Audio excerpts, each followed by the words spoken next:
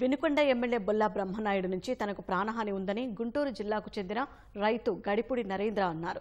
మద్దతు ధరకు ధాన్యం కొనుగోలు జరపడం లేదని ప్రశ్నించినందుకు తనపై దాడి చేయడమే కాక తప్పుడు కేసులు పెట్టి జైలుకు పంపారని రైతు ఆగ్రహం వ్యక్తం చేశారు.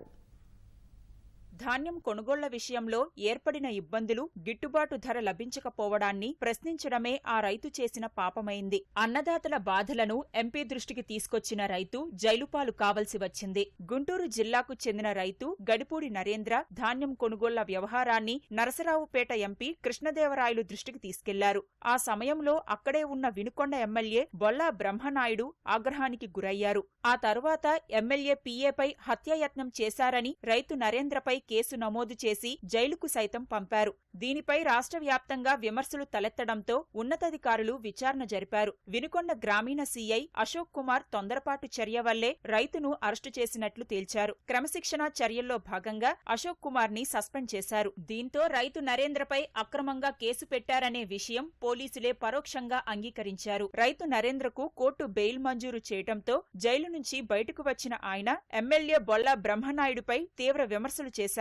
రైతులు గిట్టుబాటు ధర 1200 కొంటున్నారండి, 1470 రూపాయలకు గవర్నమెంట్ ప్రకటిస్తే అని చెప్పి నేను ఎంపీ గారితో వివరణ చెప్తా ఉంటే బొల్లా బ్రహ్మనాయుడు అనే వినుకొండ శాసనసభ్యుడు ఒక శాసనసభ్యుడు అయ్యుండి నా మీదకి చెప్పు తీసుకొని కొట్టబోగా తిట్టి అతను చెప్పు తీసుకొని నా మీద అగబడబోయాడు.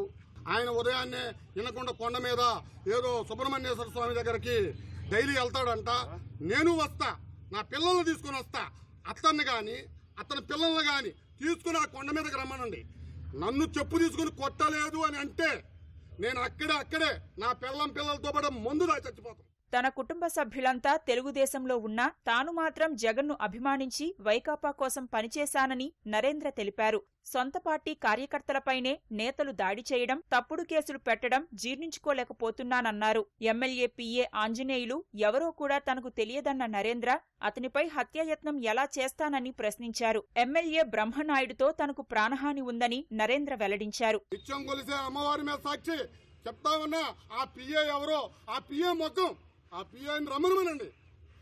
ఒక్క నిమిషం ఆ పీఏని రమ్మనమనండి. నా ముఖం చూశాడా?